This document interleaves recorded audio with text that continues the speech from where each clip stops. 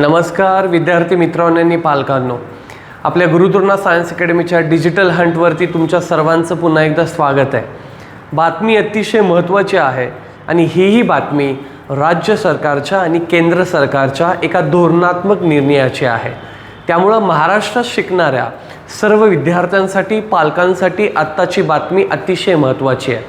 आपल्याला माहिती आहे की आपल्याला नॅशनल लेवलला ICSE बोर्ड आहे, त्यानंतर CBSE बोर्ड आहे, स्टेट लेवलला आपलं SSC बोर्ड आहे, त्याच्यात पण इंग्लिश मीडियम स्कूल आहे, काही मराठी मीडियम त्याच्यात सेमी मीडियम आहे आणि काही प्लेन मराठीच्या शाळा आहेत। अशा प्रत्येक शाळेचे प्रत्येक बोर्डाचे एक वेगवेगळे सब्जेक्ट ठरलेले असतात, त्याची स्ट्रीम ठरलेली असते।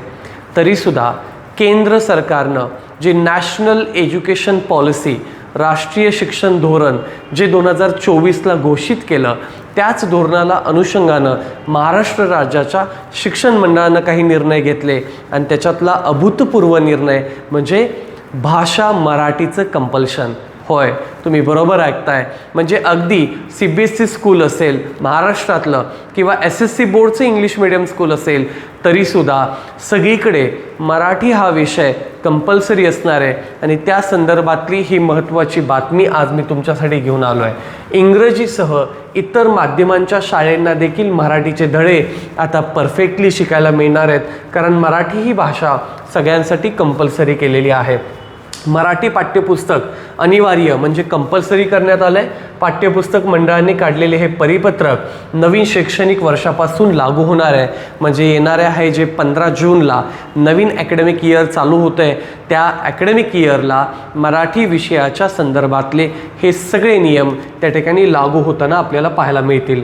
राज्यातील इंग्रजी, हिंदी, उर्दू, तमिळसह सर्व माध्यमांच्या शाळांना आता मराठी लँग्वेज आपली कंपल्सरी करण्यात आलेली आहे आणि त्याच्यामुळंच या अनुषंगाने महाराष्ट्र राज्याच्या या नवीन निर्णयाचं पालकांनी मनापासून स्वागत केलेलं आपल्याला पाहायला मिळत आहे। कारण बऱ्याचशा इंग्लिश मीडियम स्कूलच्या मुलांना, CBSEच्या मुलांना मराठी साधं लिहितासुद्धा येत नाही, वाचता येत नाही।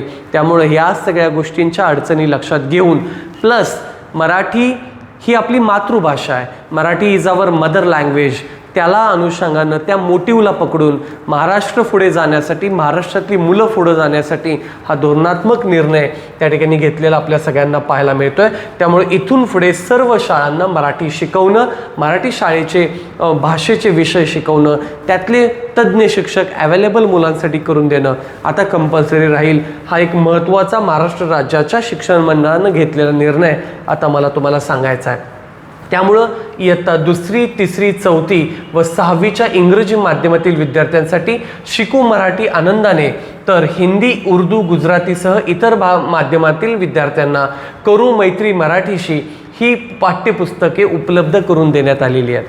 पुन्हा एकदा लक्ष द्या की 2री, 3री, 4थी आणि 6वीच्या वर्गात शिकणाऱ्या मुलांसाठी, इंग्रजी माध्यमातील मुलांसाठी म्हणजे जे इंग्लिश मीडियम स्कूलला आहेत किंवा CBSE स्कूलला आहेत त्यांच्यासाठी शिकू मराठी आनंदाने हे नवीन पुस्तक त्या ठिकाणी काढण्यात आलेलं आहे।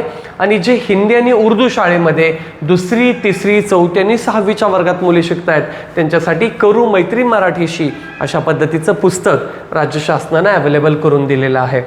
सगळ्यात महत्त्वाची टॅगलाईन तुमच्यासाठी आहे पालकांनो आणि विद्यार्थ्यांनो, जर तुमचा मुलगा यावर्षी 5वी, 7वी, 9वी आणि 11वीच्या वर्गात जाणार असेल तर पुढच्या वर्षी तो सिलेबस बदलतो आहे, त्याच्यामुळं तुम्ही पाठ्यपुस्तक खरेदी करताना त्या वर्गाची आवश्यकता असण्याप्रमाणे तुम्ही खरेदी करा। हा एक महत्त्वाची बातमी आता तुम्हाला या माध्यमातून मला सांगायची आहे। राष्ट्रीय शिक्षण धोरण नॅशनल एज्युकेशन पॉलिसी 2020 काय सांगते, यानुसार निर्णय हा झाला होता की राज्य अभ्यासक्रम आराखडा पायाभूत स्तर 2024 तसेच पायाभूत शिक्षण अभ्यासक्रम 2024 यांना अनुसरून घेण्यात आलेला आहे की शालेय शिक्षण विभागाने यापूर्वी 16 एप्रिल 2025 रोजीच शासन निर्णयाप्रमाणे नवीन अभ्यासक्रम आणि पाठ्यपुस्तकांची अंमलबजावणी 2025-26 पासून टप्प्याटप्प्याने घोषित केलेली होती। त्याप्रमाणे आत्ता पहिली 2025-26ला पहिलीला अभ्यासक्रम बदलला, त्यानंतर 2026-27ला दुसरी, तिसरी आणि चौथी व सहावीमध्ये अभ्यासक्रमाची अंमलबजावणी करण्यात आली.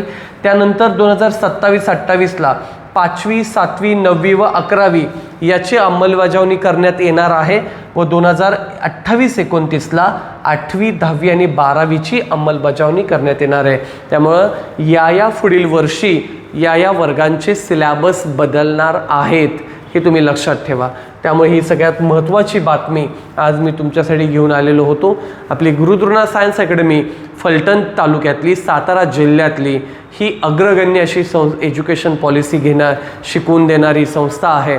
जर तुमच्या मुलांना 5वी ते 10वीला तुम्ही फाउंडेशन देण्याचं तुमचा मानस असेल आणि जर तुम्हाला कोल्हापूर, पन्हाळा किंवा पाचगणी अशा ठिकाणी तुमची मुलं जर घालायची नसतील तर तुमच्यासाठी एक बेस्ट ऑप्शन आहे रेसिडेन्शियल कोचिंग इंडस्ट्रीमध्ये, तो म्हणजे गुरुद्रोणा सायन्स अकॅडमीचा.